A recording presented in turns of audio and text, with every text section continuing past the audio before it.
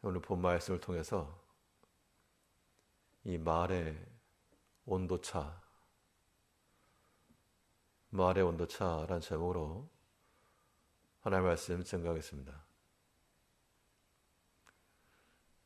이 계절이 바뀌게 되면 각 계절마다의 아름다움과 유익함이 있지만 이 결실이라고 하는 측면에서 보면 따뜻함에서 시작을 해서 추워지기 전에 결실이 이루어지는 겁니다. 우리 성도의 말이라고 하는 것이 마치 씨앗과도 같다면 따뜻함에서 발화를 하고 성장을 하여 차가워지지 아니하는 지점에서 결실하게 될 것입니다. 그러면 이 씨앗과도 같은 우리 말에 어떠한 온도가 있을 때 좋은 결과를 얻어낼 수 있겠는가? 여러분 본 말씀을 통해 살펴보시면 오늘은 이 따뜻한 말에서 생명의 열매가 맺힌다 그랬습니다. 우리 본문 4절을 보시면 올량한 혀는 생명나무라도 패리한 혀는 마음을 상하게 하느니라. 여기서 올량하다라고 하는 말은 따뜻하고 부드럽다라는 의미입니다. 말이라도 따뜻한 말이 있고 또 부드러운 말이 있다 그러냐, 그죠? 따뜻한 말이 어떤 의미일까? 무조건 좋은 말 한다고 해서 따뜻한 말이 아니고, 이 따뜻함이라고 하는 것의 특징은 녹여내는 것에 있습니다.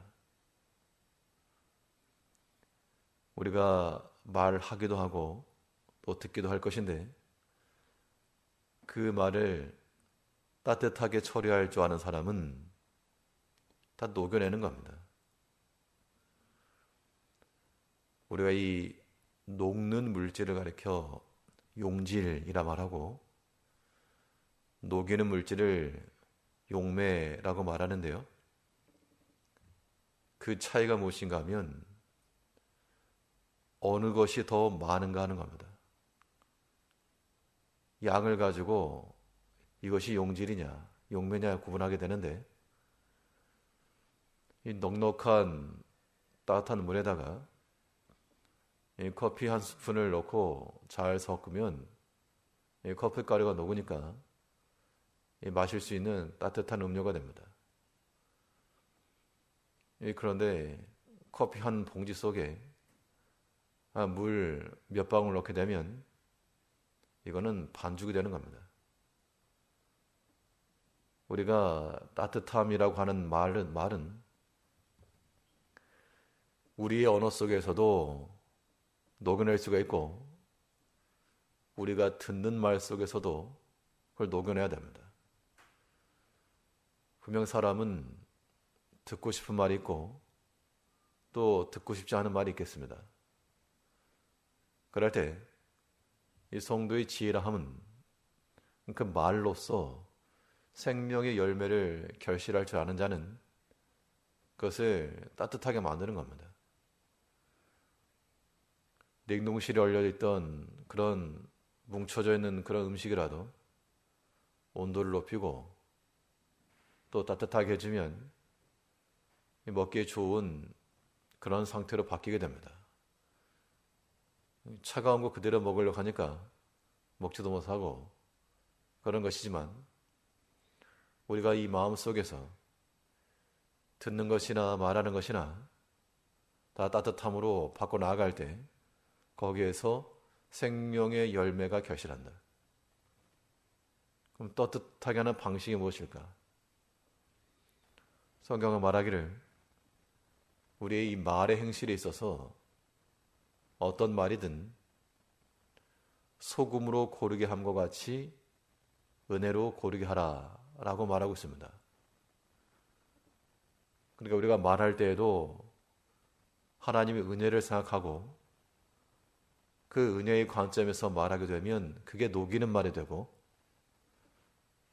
우리가 어떠한 말을 들을 때에도 그냥 표면적으로만, 액면적으로만 듣지 말고 하나님의 은혜의 관점 안에서 들으시면 다 녹아낼 수 있는 겁니다.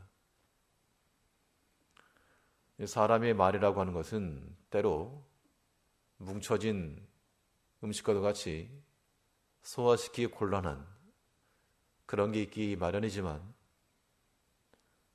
하나님의 은혜로서 고르게 하라 그랬으니까 우리가 이 말에 대해서도 좀 고르게 펴고 한쪽 면만 익혀서 먹지 않고 골고루 익히는 것처럼 그 말을 이리저리 펴서 좋은 상태로, 은혜의 상태로 고르게 하는 것이 필요하다는 겁니다. 이 따뜻함이라고 하는 것은 그냥 거저 나오는 게 아닙니다. 추운 날씨에 방을 따뜻하게 데피려면 그냥 되는 게 아니죠. 연료를 태워서 연소시키는 거지만 말 그대로 태우는 겁니다. 태워서 거기에서 열이 나게 만드는 겁니다. 우리에게서 따뜻함의 말이 나오는 것도 거저 나오지 않습니다.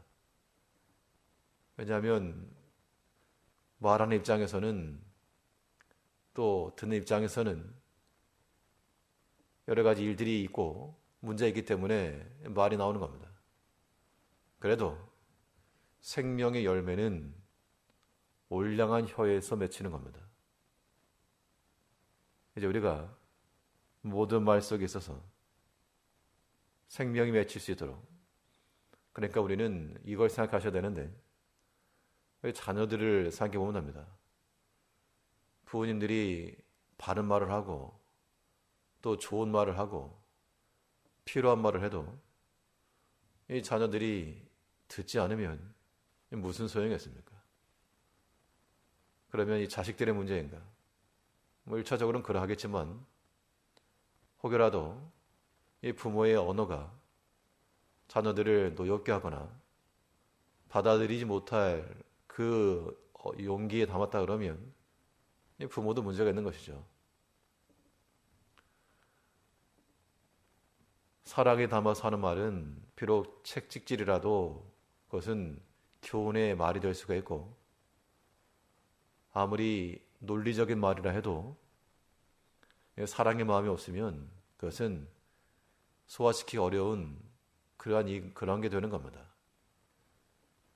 이제 우리가 이 말에 있어서 말하는 자도 그러하고 들을 때에도 그러하고 올량한 혀에서 생명 열매가 맺힌다 그랬으니까 우리 모든 인내함을 가지고 기다릴 줄 알고 은혜로 고르게 하여 녹여낼 수 있는 말을 하고, 또 말을 들을 때에도 그냥 듣지 마시고 좀 고르게 펴서 요리조리 잘 익혀서 좋은 상태로 잘 들으셔야 됩니다. 그러면 버릴 게 없는 겁니다. 말을 따뜻하게 녹여내서 생명의 열매를 맺혀나가는 우리가 되어야 됩니다. 반대로 이 차갑고 냉랭한 말 속에서는 상한 열매가 맺힌다 그랬습니다. 4절 다시 보시면, 올량한 혀는 곧 생명나무라도 패대한 혀는 마음을 상하게 하느니라. 이 패려하다라고 하는 말은 물론 속이는 것이 있고 여기에 가시가 돋친 말이다, 그런 의미를 가지고 있습니다. 사람이 악수를 할 때 만일 내 손에 어떠한 찌르는 것이 있다 그러면 그것을 좀 털어내고 그렇게 하고 악수를 청하는 게 맞습니다.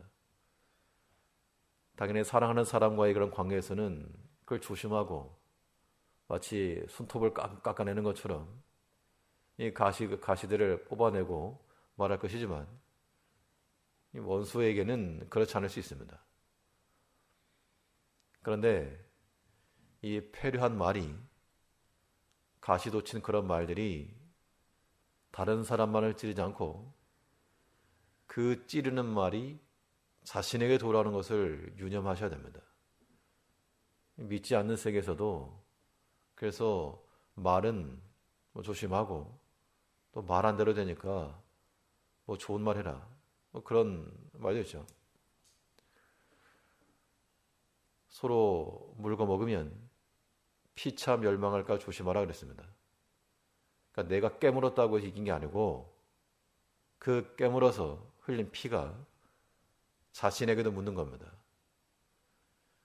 우리 성도의 언어라고 하는 것은 결코 이러한 가시를 품고 찌르는 것이 되어서는 안 되고 우리는 도리어 우리 자신에게서 부드럽고 따뜻함이 나가야 됩니다. 예수님께서 가나마다 현장에서 잡혀온 한 여인에 대해서 그의 죄를 낱낱이 다 드러내지 않으시고 죄 없는 자가 먼저 돌을 쳐라. 그랬을 때 그렇게 손가락질하던 많은 사람들이 하나 둘씩 자리를 떠났다 그랬습니다. 그리고 예수님께서 그에게 하시는 말씀은 너를 정죄하던 사람이 어디 있느냐? 나도 너를 정죄하지 아니하노니 가서 다시는 죄를 범치 말라. 자신의 생명을 대신하여 우리를 구원하신 예수님께서도 우리의 죄를 들춰내지 않으시고 그 십자가의 피로 덮으시고 나도 너를 정죄하지 아니하노니 다시는 죄를 범치 말라. 덮으셨는데 우리가 뭐라고 그것을 도로 꺼내겠습니까? 그건 십자가의 역행입니다. 비록 팩트를 말하였어도 그 아비의 허물을 드러냈던 노아의 아들은 저주함을 받았습니다. 사실을 말하였지만 허물을 드러낸 것이 하나님 기뻐하지 않았다는 겁니다.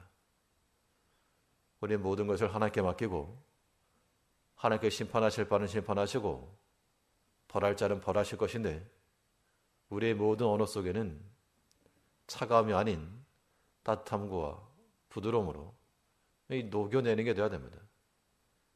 그렇지 않고 자꾸 덩어리를 만들지 말고 다 풀어질 수 있도록 온유한 말과 올량한 그런 입술을 통해서 생명의 열매가 맺힐 수 있도록. 그렇지 않고 이 폐란 말은 어떻게 한다 그랬습니까? 상하게 하느니라. 그 상함이 누구를 유익하게 할 것인가? 아무도 없습니다.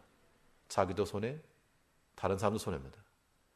우리 결실을 위해서 모든 올량한 말을 가지고 우리가 하는 말에 있어서나 듣는 것이 있어서나 다 하나님의 은혜를 고르게 하여 우리의 유익함 있는 것으로 말하고 들을 자는 지혜로운 성도 여러분들 되시길 바라겠습니다.